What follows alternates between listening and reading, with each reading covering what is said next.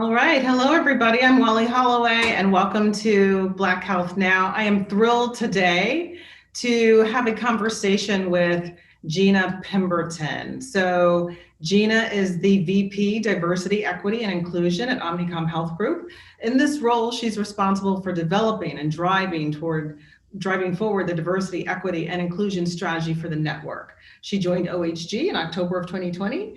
Previously, she spent 13 years at Johnson & Johnson, where she held various corporate finance roles.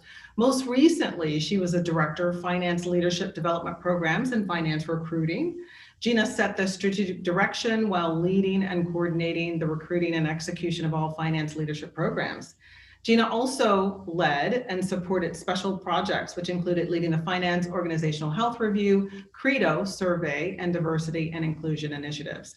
Prior to that, she was with Motorola for 8 years. She's also a dedicated volunteer and is currently serving as the president for the National Hampton Alumni Association. So welcome, Gena. I'm so thrilled to have this conversation with you. Thank you. I'm so happy to be here. Thank you for having me. Absolutely. This is going to be a great conversation, and obviously very timely, as we talked about before this. So, I felt like, as we can kind of consider this program, it's, the timing is of the essence. It's almost a year now since, companies have really amplified their efforts around diversity, equity, and inclusion. It's not a new concept by any stretch of the imagination, but as we know, based on the events from last year, companies really doubled down on it and leaned in to say, what else should we be doing around diversity, equity, and inclusion? And we're thrilled that you've joined as part of the OHG network as well. So let's dive in. So first of all, just kind of getting to know you a little bit, kind of what's been your journey to this point as our VP of Director of Diversity?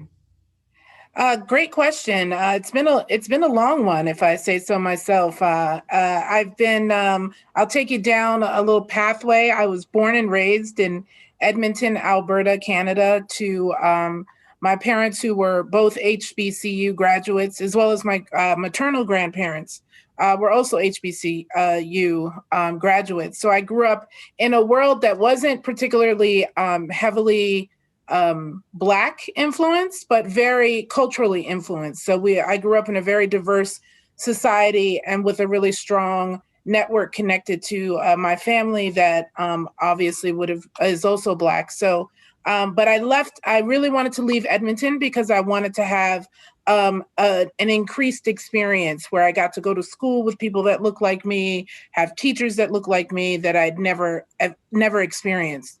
And so from there, I went to Hampton University. I'm a proud graduate, and I graduated from Hampton with an accounting degree.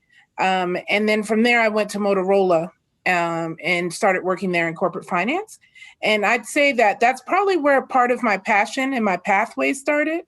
When I got into corporate America, I kind of realized, oh, this is different. One, being in the United States was a big thing. And two, also coming from an HBCU where we are used to seeing a very diverse group of people around us. And so when I went into corporate America, I lost that diversity that I was able to see. And I think that that's what triggered me to get a little bit more involved. So from the minute I got to Motorola, I started volunteering for different initiatives as it related to their employee resource groups, as it related to their recruiting, to different events, anything I could do to try and help drive some of those changes that would provide some additional inclusion for those of us that have been that are diverse and not the majority in the workplace. And so after about 8 years with Motorola, I then took a leap and I went to Johnson & Johnson. And at Johnson & Johnson, I started out in corporate finance as well. As soon as I got there, I decided, I'm going to make sure that my involvement that I'm there is as much as it was when I was at Motorola, if not more. And so got very much connected with the different employee resource groups, worked with a finance group of us and started the Finance African American Leadership Council, which is still in existence today, but it was very focused in on bringing together all of the finance employees that identified as Black. And then while I was there, I started realizing, it's not just about my experience as a Black woman in corporate America, but I started realizing there wasn't really a lot of anyone It was it was either or, right? It was like none or all white males for the majority. And so what that made me start to become a little more passionate about why isn't it a mix, right? It should look like the world in essence, or and what we look like in the population. And so I started to be very passionate about that and getting involved in different areas, joining different ERGs, just to show that I was an ally across the pathways. And then I made a leap from finance into HR, or into talent acquisition, and made a switch into a role of diversity recruiting, where I focused in on bringing in all the different talent that filled our pipeline across different channels. So whether it was from whatever schools or whatever clubs they were part of, or some organizations that we supported.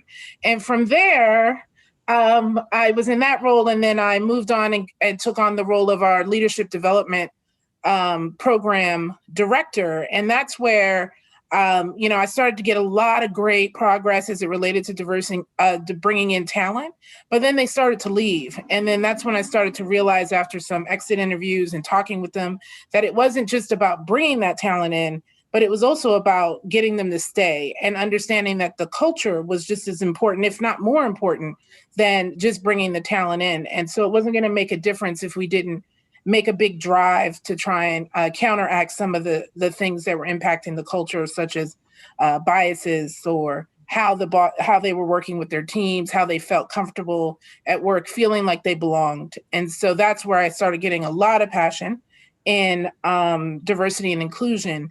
And in the middle of all that, I went and got my master's, I got my MBA. And then recently I decided I'm going to go in a little bit deeper into diversity and inclusion. I went to Cornell and got a diversity and inclusion certificate. And then I started making my shift to figure out, this is what I really want to do. So I need to start looking for opportunities. And I landed here at OHG, and that's it now. And I'll give a shout out to Calvin Butts, because he and I went to college together, and he sent me the application, or the link for this, because I think he was tired of hearing me talking about what I wanted to do. So I'm thankful to him. This is the only time he'll get that thanks. So. Well, we obviously owe a lot to Calvin Butts then, based on what you just said. Yes, because we're trying to have you be a part of the network. So that's amazing. So to your point, though, I mean, thank you for that. It's been quite a journey. It has. It's been a passion of yours for a while. And, what I really noted was, a lot of the conversation and effort that you've done around recruitment, but it's not just recruitment, right? Where you're adding people who, to creating diversity within organizations, but it's also about the inclusivity and the equity to get people to stay. So, as I mentioned at the beginning, like, companies have been doing this. It isn't a new concept, especially as it relates to, making sure that there's gender equity in the workplace. And, we always say, and we know this well, right? But, when we talk about diversity, it's not just about what you can see. It's also about how people identify and orient themselves versus a dominant population. So it's a big, broad term. But again, there's been a lot of attention on this in the last few months. So, you've been doing this for a while. So as a professional who's been really heavily involved in this, what does progress look like to you? And how would you, as you kind of look around broadly at what companies have been doing, say, for the past 9 months since, an amplification of the social justice movement, how would you measure progress? Yeah, I think that's a great pathway here. I think that after being involved in this area for some time, the thing that I'm seeing is, and I'll say we are progressing. So let me say that really quickly. That's my line in the sand, that I'm seeing progress. I think that where I'm seeing it is, a lot of companies are now starting to put a lot more money where their mouths are. They're being a lot more vocal and getting involved. I think in the past, a diversity, equity, and inclusion position was kind of, for some places, just we have it to check the box, but not necessarily doing the work.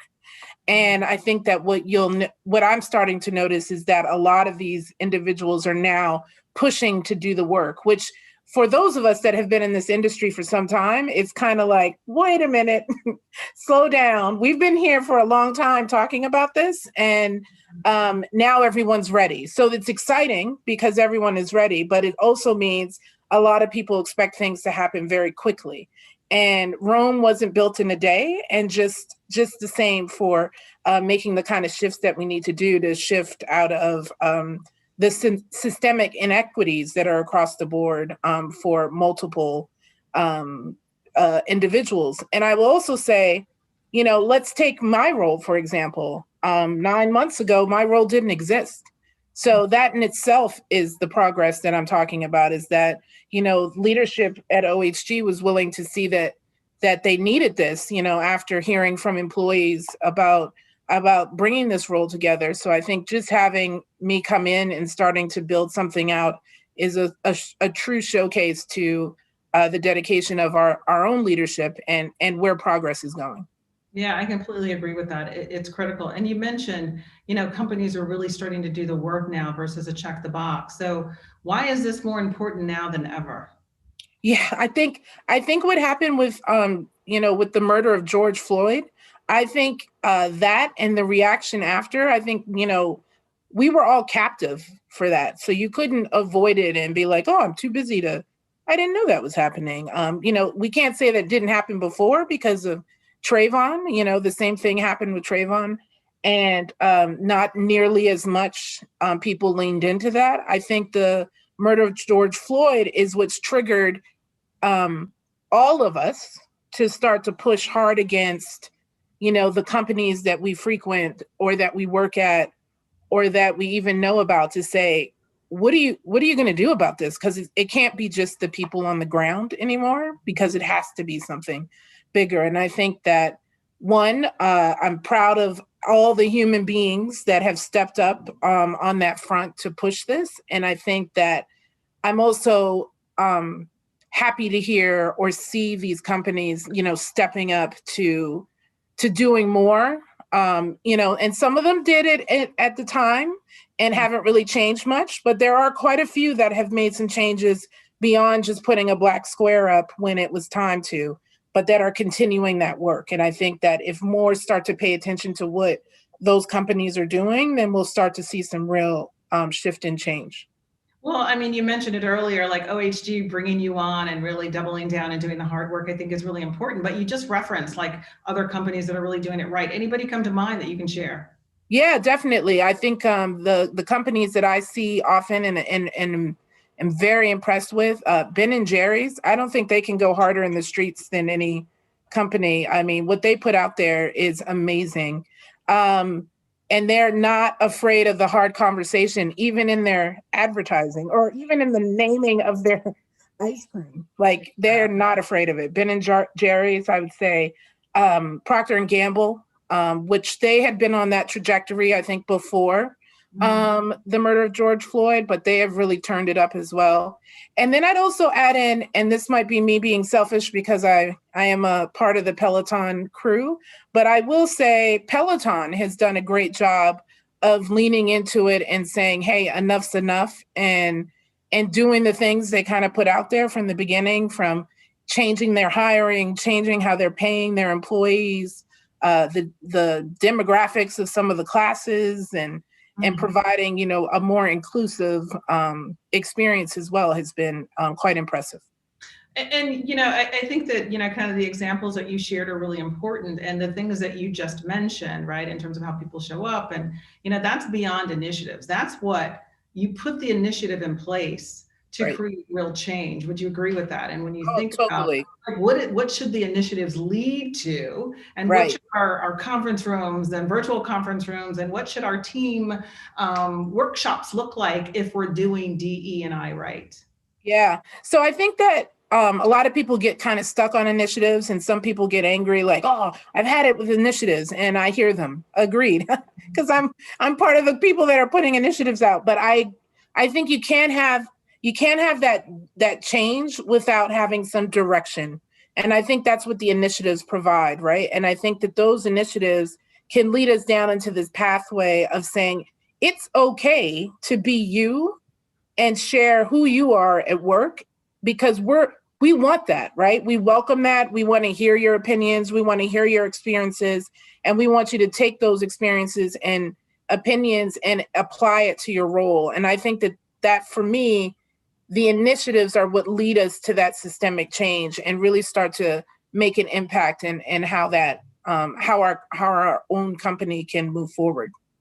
So yeah, so I think that's a great point. One of the other things that I just kind of wanted to double click on a little bit is, we talk a lot about diversity, equity, inclusion. I feel like the E part of that is relatively new. And to your point, it's, as we all kind of leaned in to watch the murder of George Floyd and recognize that equity is also an important kind of pillar to it. But, this concept too of belonging is kind of used interchangeably often with inclusion. So I'd love kind of your perspective on belonging and how that fits in. Have we covered it? Do we need another letter in the DE&I? What's your perspective on that? I don't need any more letters, but I think that belonging to me is the result of a true inclusion within inclusive culture. I think that once you've driven the diversity of bringing in diversity of thought, bringing in diversity of gender, race, sexual orientation, ability, all of those things will lead you to having to make sure that you have an inclusive culture. And I think once you have that inclusive culture and the diversity working together and moving lock and step is when you have belonging, right? Because then individuals feel like that they belong because they're able to see people that look like them in various positions, or at least have people that they can relate to because they know more about them. And they feel like that it's part of it's okay within their job space to be able to speak up, speak out, or share their own experiences and not be judged for it or what have you. To me, belonging is really around working in an industry or working in a group that has a full sense of compassion and understanding of each other and being able to work. Because I think that's really what this comes down to me, is around people just having human compassion. Yeah, and we've had a lot of conversations, with the meetings that I've been in as part of kind of these work streams around kind of empathy. And that's kind of what you're describing too, right? Is really, having the perspective and feeling like you really understand the experiences that someone else is going through. And I think that's an important component of creating an environment where, going back to your other point, people really can feel like they can show up themselves at work. And, MMM, as you know, last week did a whole summit around that. And I was a part of the panel that really spoke about showing up as your whole self. So we're getting some questions, which I actually love. So I'm going to share. Okay, great. This person says, I have for many years highlighted people of color, disparities, female leads, and inequalities in my post on LinkedIn, Twitter, etc. As a white male, how should I be active but not over the top? I can't speak for the white male experience, but what I can say is that if you are sharing it in an open and in a way to move things forward, that I would keep on keeping on. To be honest, I think that more ally voices, especially from white males and females, or I would say from all males, to be honest, in the diaspora of humans, I think we have to be a little bit more vocal about how we can help and support and showcase each other, because I think that just showcases, again, how inclusive you are as an individual. But I don't think to me, I'm always happy to see it. So I don't ever feel like, all right, enough. That's never a feeling that comes over to me. The only way I would say that is if someone is doing it to kind of say, look at what I did as this one white guy versus let's look at what the benefits are of the individuals I'm sharing. So I would definitely say, don't stop. Just make sure you're making it about the other person and not about you. Yeah, I completely agree with that from my perspective. People who are part of groups that are considered to be non-dominant at this point and at this stage, you said it, we need allies. So, yep. There's really not going to be too much from my perspective. So another question, what can smaller DE&I teams be doing within our companies? We have a small group at my company and we're eager to do more.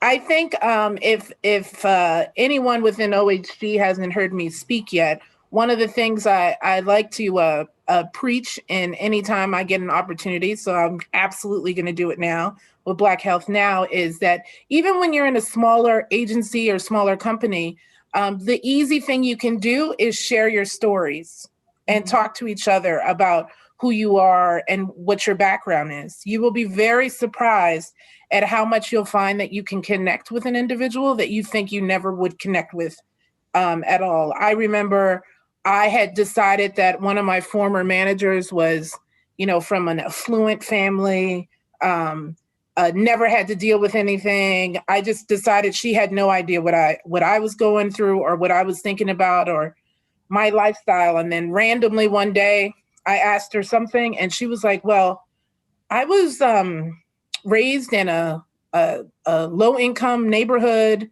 My dad raised us. I was a single dad home, and she kind of spilled all of this information about herself, and it changed the entire way that I thought about her.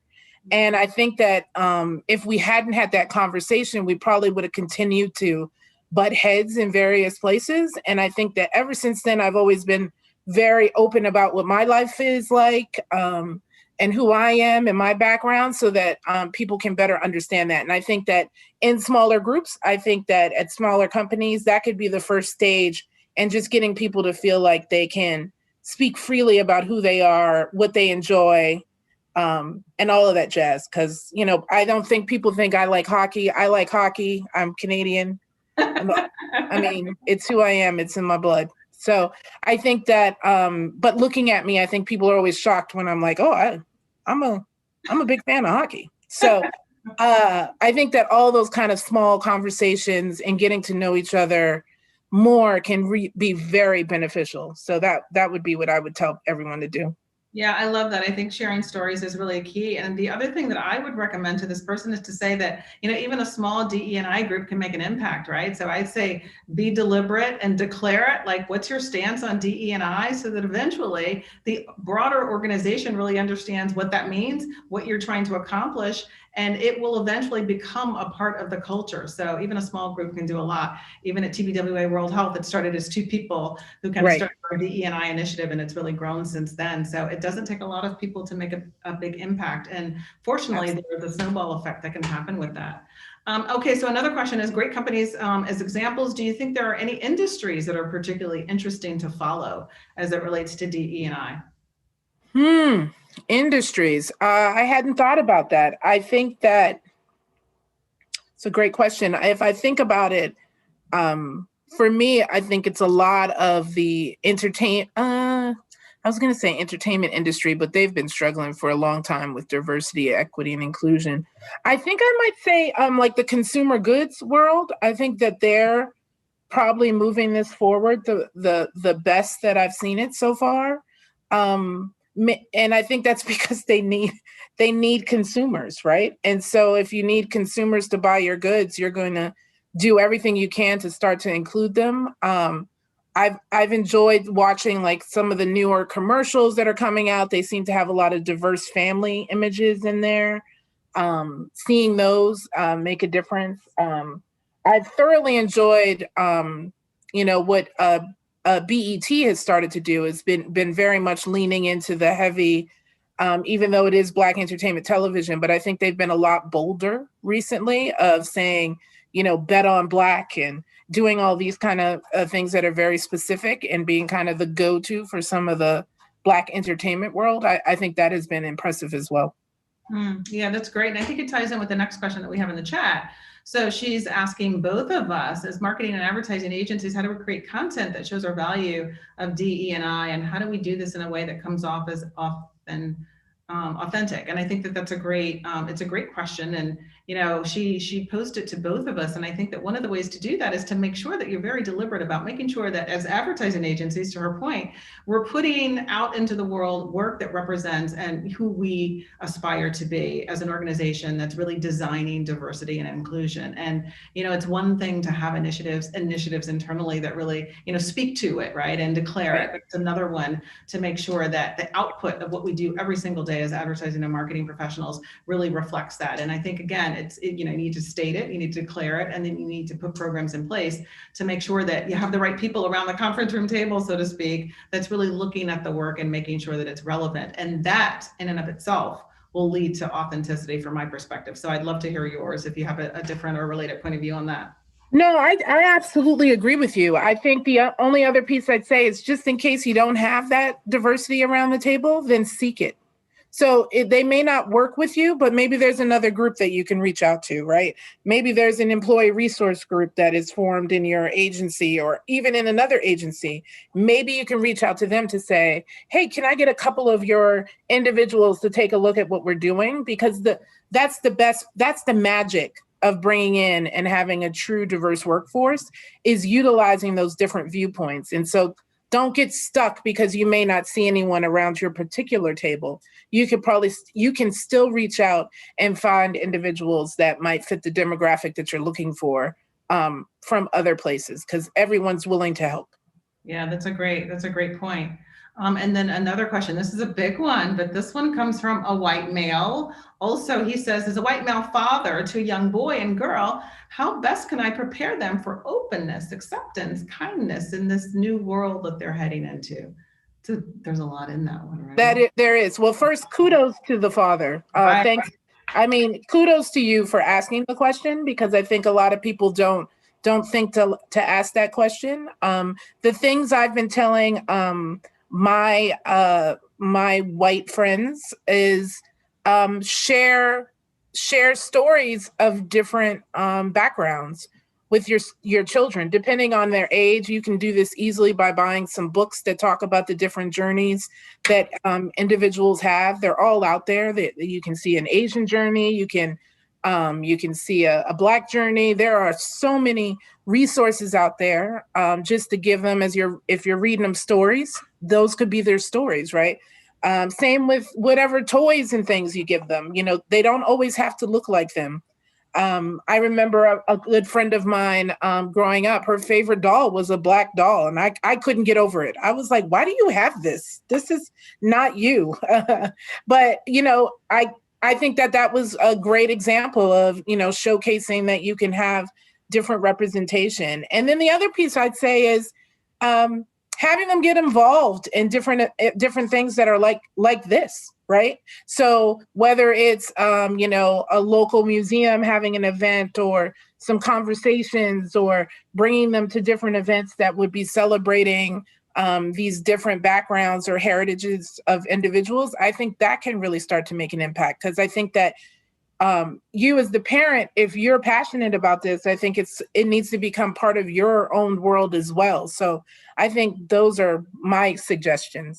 Yeah. And I would just say, I keep going back to empathy. I think it's a big part of it, right? So when you teach our children to be open to other people's experiences and be there with them in that and hold their hands, I think it creates kinder people who are naturally more accepting of others. And then there's another question. How do we make sure that we're celebrating diversity of many types and varieties, religion, age, ableism, et cetera? And what things have you seen be really helpful to that?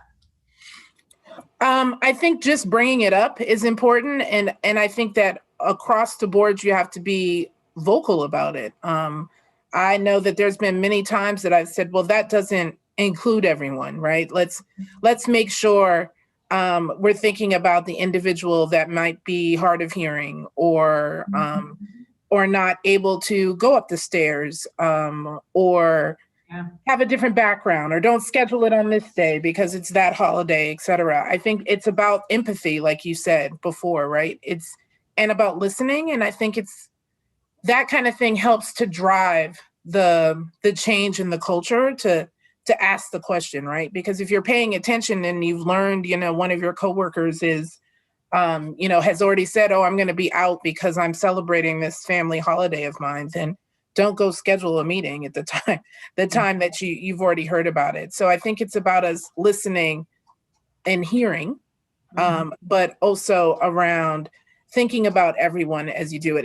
It's not easy. Like, listen, I'm no expert. I know I'm on here acting like an expert, but I think that what I would say is that even I have to think about it when I'm doing certain things, to say, oh, does this cover everything? And the way that I do that is by asking it. It's okay to ask. And I think a lot of people feel like, oh, I don't want to say anything or speak up. And I think I would absolutely say there's nothing wrong with asking the question if you feel uncertain. But I think that we have to really drive all of our cultures to start to think of everyone else as humans. And it's that empathy that's going to be important to move us forward into the future.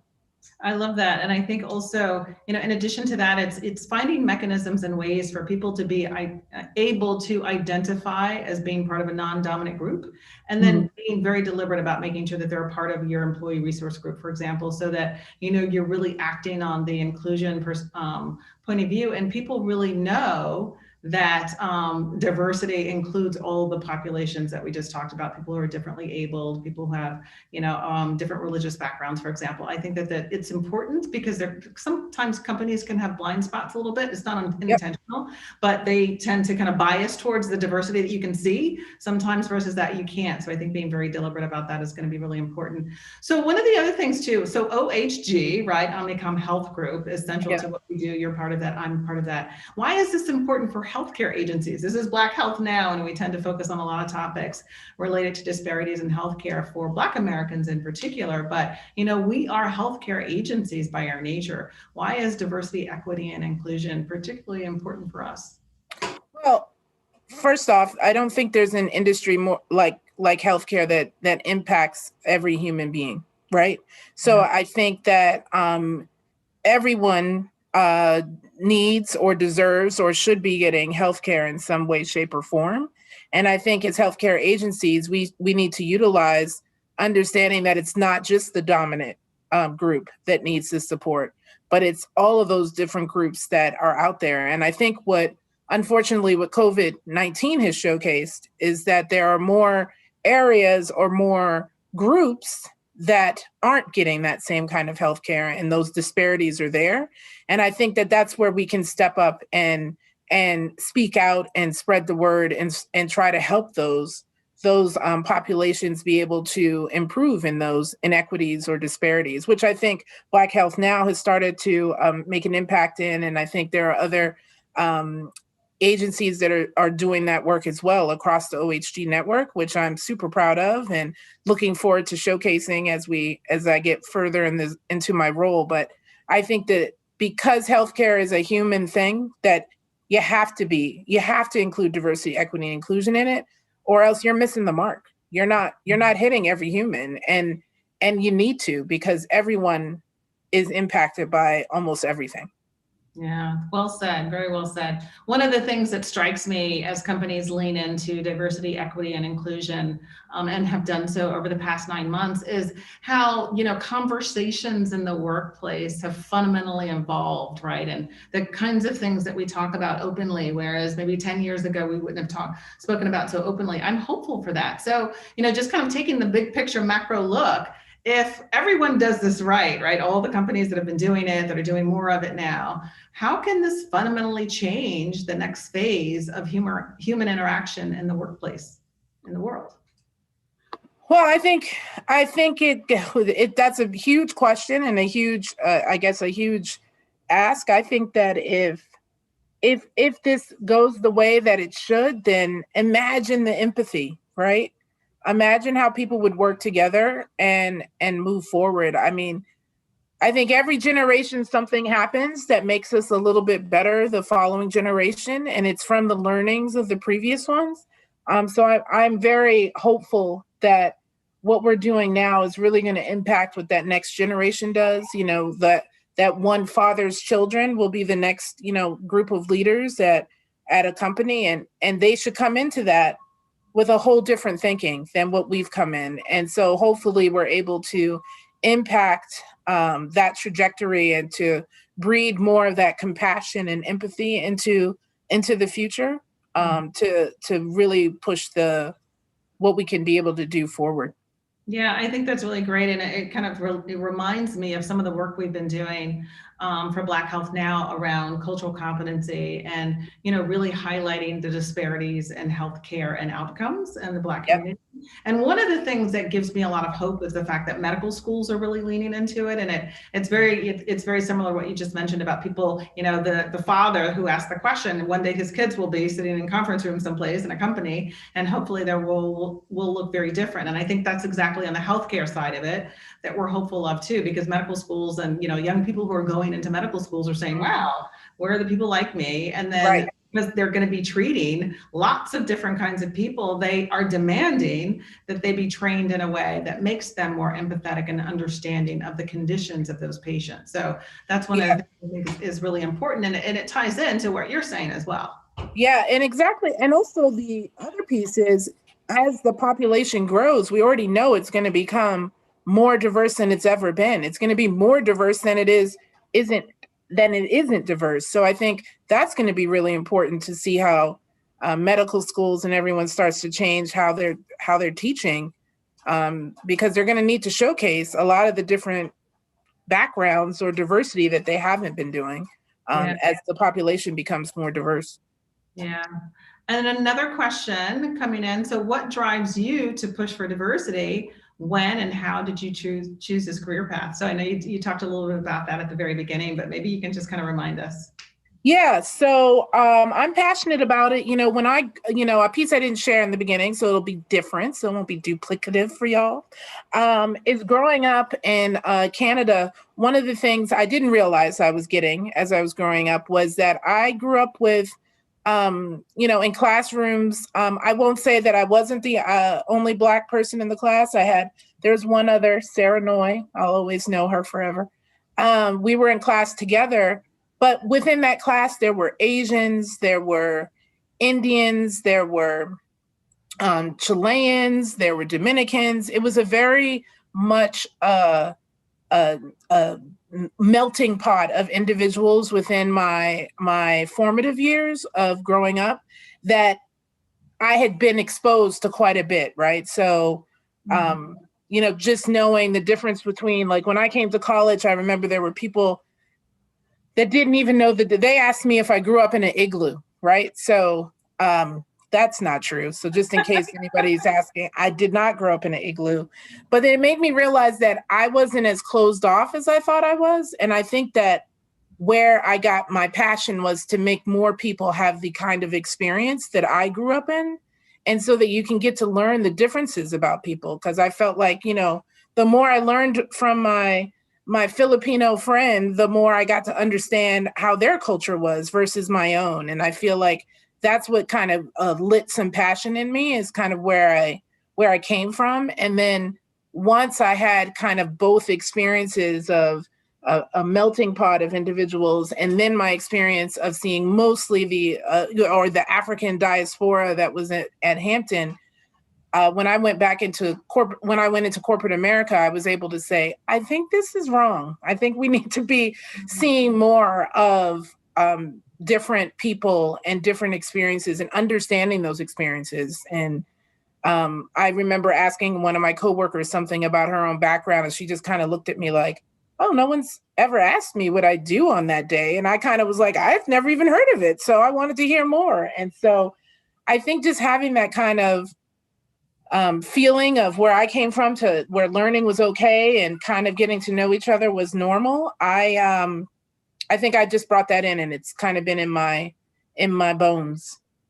I think that's great. And, kind of, related to the question too, I think that story is fantastic. And, it's great when you're able to grow up and be exposed to different kinds of people, and that kind of fuels your passion for making sure that other areas of your life and other career choices that you make also include that, and you can help drive for that. But the other thing that we talk about a lot too, Gena, is that, it's good for companies, right, to have to design environments that are just diverse and inclusive and equitable. But it's also good for business when companies really double down and they push for this. To go back to the question that the person asked, why do we do it? We do it because it's important organizationally, but it's also important for the work that we put into the world, and because clients, because we work in a client service industry, are also demanding it as well. And even outside of healthcare, of course, there are many case studies around companies that recognize that it's good for business as well. So it just makes sense on from a lot of different metrics.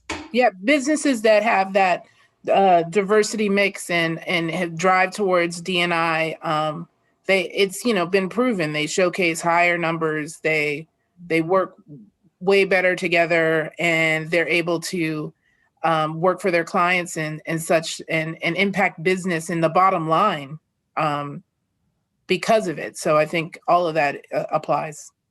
So I know that, we talked about some companies have been doing it for a while. Some companies really leaned into it over the last several months, but some are still trying to figure it out. So for those who are still trying to say, where do I start? If there are some of those companies left, like what would the 1, 2, or 3 top things be that you would recommend to them?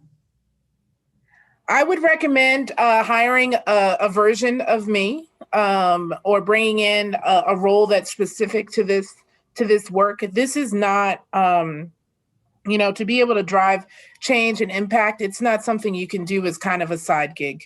Like it's got to be a part of the job. And I think investing in that is important, because it showcases to the rest of your employees that you're tied into that and that it's important. So I would say that that is a key thing. And if you can't do that, I think that if you are going to have someone do it as a part of their job, really owning that it's a part of their job, right? Mm-hmm. Not adding on to it, but taking away some things they may be doing so that they can focus in on this. And then I think the other piece that is really important, outside of sharing your story, I'm going to lean in on the camera on that. But I think another piece around that is a key thing to do, if you haven't already, is surveying your people to understand where they need the support or where they feel like they're not getting the support. And I think that once you do that, that should kind of provide you with what you need to move things forward, because, I can talk until I'm blue in the face about what we're going to do and what we are doing. But until you kind of have some of those metrics, you're not going to really know where things need to move and where things need to work. Yeah, and I think that ties into kind of another question that we have too, but I think it's really important. And, everything you said is great. I think that, surveying people is important, because not just because you want to understand kind of the baseline and where you're starting from, but you also want people, after you kind of come to agreement around what you think you need to do, making sure that the people who are represented in diverse groups are have a seat at the table too, and have a say in kind of how you're thinking about going about it. And then the other question related to that was, then how do you measure this? I think surveying is one way, for sure. Yeah. But we put kind of these programs in place, like how do you track progress? Yeah, so that's key. I think some of that progress is definitely something that you have to track. And I think you track it in the surveys that talk about how people feel. Do they feel like they belong in the organization? And do they feel like they're included? Do their different perspectives get chosen, or do they feel like they can share them? Those are all great questions that are normally in surveys to help us figure out how we're running there. I would say there's also an additional set of metrics that are really important. And I think that is around true diversity metrics. And that's looking at, what is your employee base by gender, by age, by ethnicity, by ability, if you're able to track it, by as many things as you can. And then looking at, how do you recruit? Are you recruiting at various sources? How do you do that? What do your promotions look like? What does it look like by level? There are all these different, and I can go on a whole tirade as it relates to metrics. My finance nerdness comes out, so I'll try and refrain from that, Wallye, so you don't have to be a witness to it. But you can utilize all of those different kind of people metrics to better understand where things are going. Because I think a lot of times people are like, no, we're doing the work. We're doing it. We're bringing in people. We're doing all these things. But then when you look at the numbers, you're kind of like, yeah, but are you? Because this is what your numbers are coming in on. And I think that without having that data point, then we won't really know where we're going, right? And where to go and where to head to. Yeah, and I think it's really key. Companies can't be afraid to ask those questions, right? Ask those questions, implement then the programs or initiatives, and then ask the questions again. It's not exactly. a one. It's really, really, really critical in order to kind of measure how far you go from your baseline. You need to have the baseline to understand it, and then you need to continue to track it. Okay, so I've got a couple of more questions. I think we're in time. Let's see. Okay, so this question is, A lot of companies have tried the DE&I lead. Do you think that you can make the changes and impact that you know are possible as a one-person team across the network, or do you need more support? What's the ideal structure as people think about a role like yours?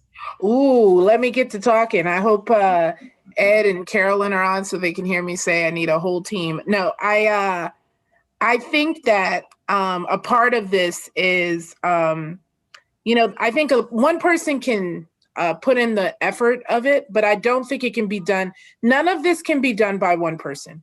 So everything, that one person, that DEI lead is not a savior. I think some of you at OHG have heard me say that as well. I'm not here to be the savior or to say that I'm the one person that's going to fix everything and get us all up to speed and do everything. Inclusion, diversity, equity, it all comes down to the individual, and each individual has to do their part in order to support it. And I think they have to do their work within themselves, but then I think it also comes down to for a DEI lead, utilizing those individuals that are vocal and already passionate about it, or have maybe already created a resource group or have started to pull a group together to talk D&I. Utilizing those groups of people will help you make an impact a lot more quickly. I do think that now that these DEI leads are getting hired, I think a lot of the companies need to start thinking about, well, now that we've hired this individual, how do we make sure this keeps going? And I think that is going to involve having to have some teams that have to get involved, because eventually it's going to become bigger than it needs to, or not bigger than it needs to, but bigger than one person can do on their own to be able to manage all the strategy and initiatives. All right.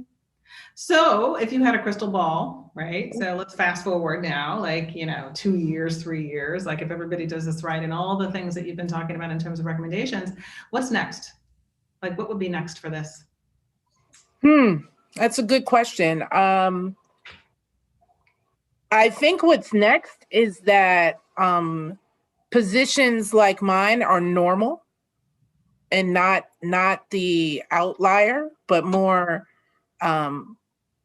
the norm. And I would argue that, as depending on the industry, as people are working on deals, I would love for diversity, equity, and inclusion to be a part of the overall team just as much as finance or HR is, right?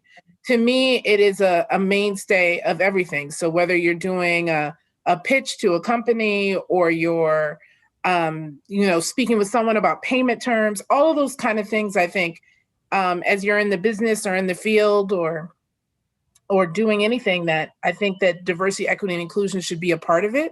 And it shouldn't be like the after fact, right? I think a lot of times people are like, wait, this is happening? Let me tell somebody way after the fact. If we were there from the beginning when things were starting, then we wouldn't end up in some of the different situations that some people end up in. And I think having us be a part of that and be infiltrated into all aspects of the business is what I would love to see, what I'd love to see in the future. Do you think it's that far off? I don't. I think I know I plan on bullying my way into everything. No, I don't think it's that far off. I do think it goes back to the other question about, can one person do it?